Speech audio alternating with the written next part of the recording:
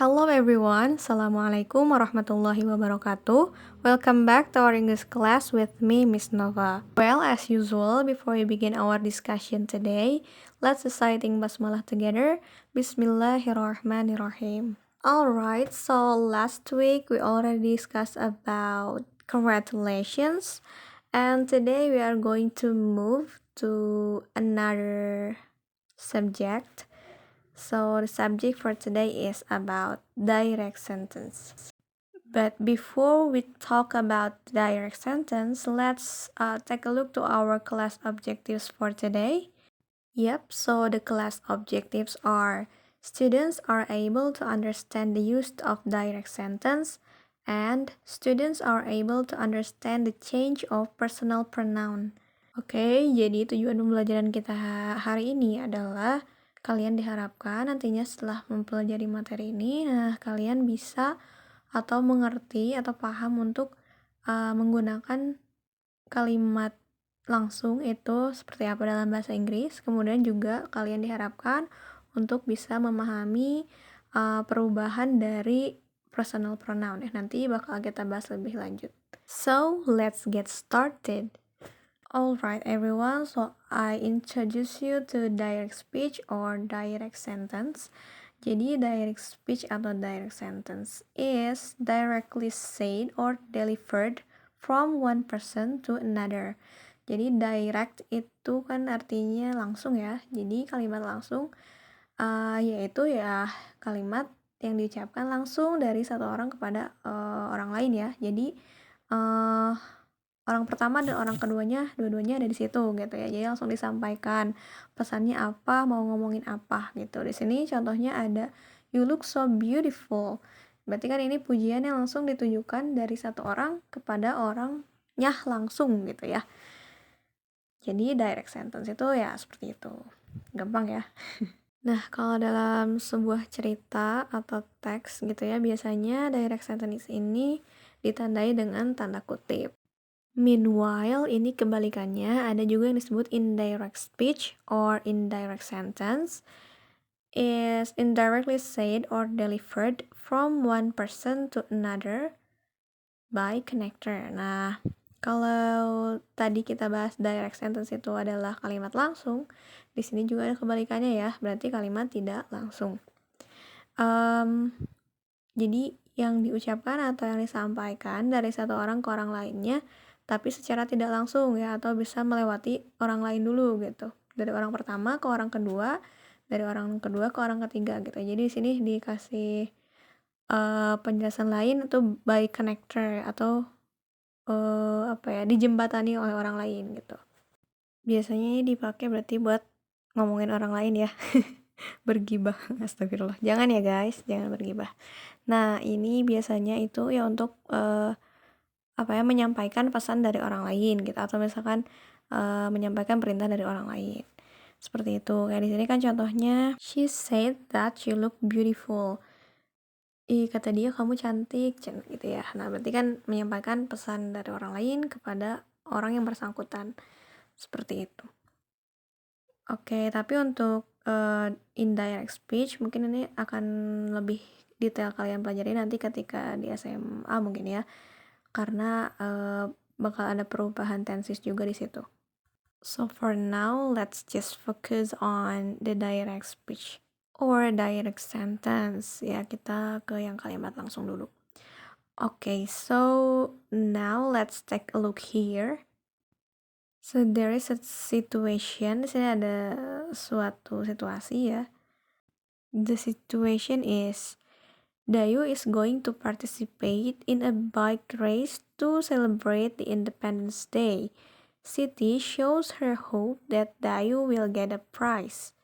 Oke, jadi sini ada sebuah situasi. Situasi ini kan berarti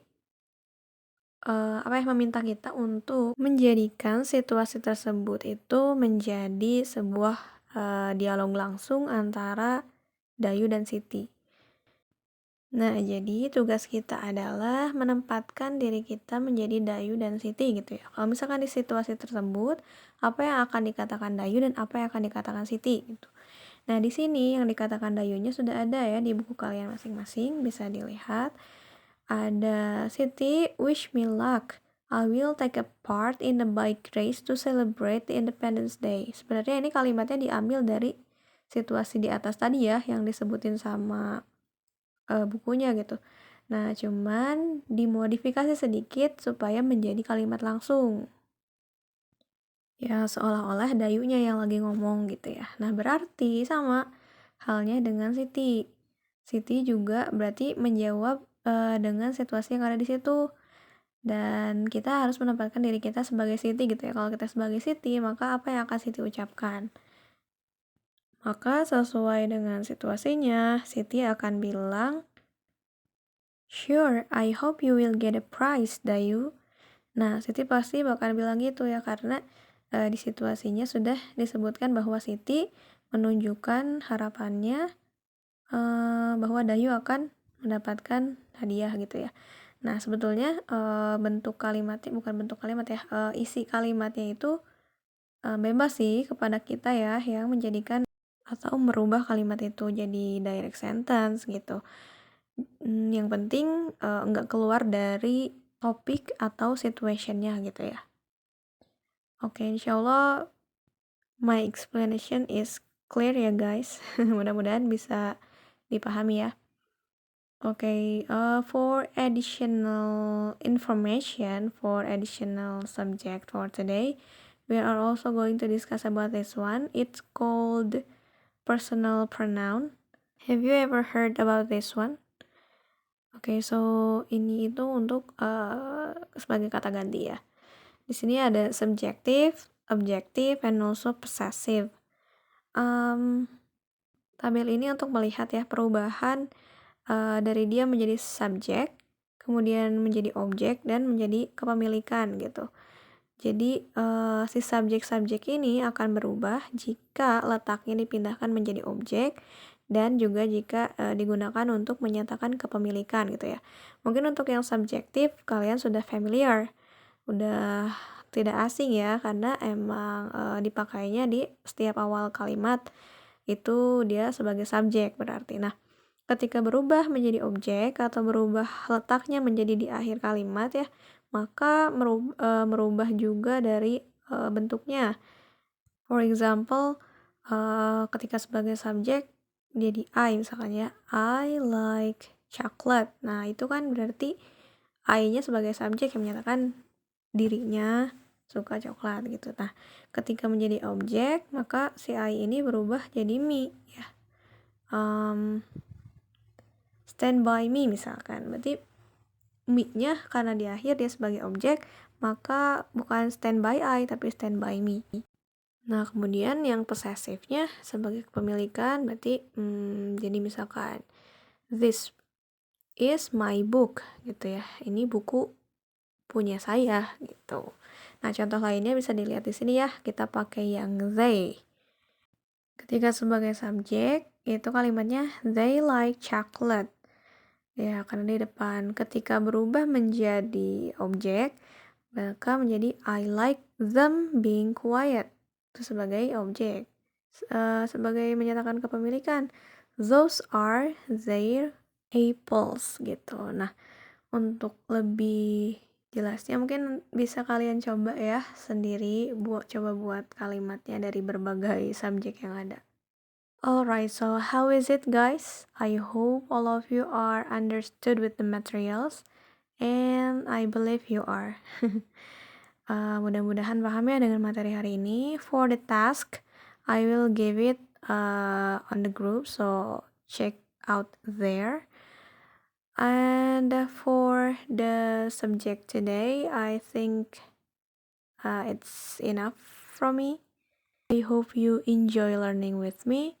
So after finishing our lesson, let's reciting hamdalah together. Alhamdulillahirabbil alamin. Thank you very much for today, guys. If you have a question, you can drop your question in the comment. You can also directly ask me on the chat. So, see you guys in the next meeting. Wassalamualaikum warahmatullahi wabarakatuh. See you.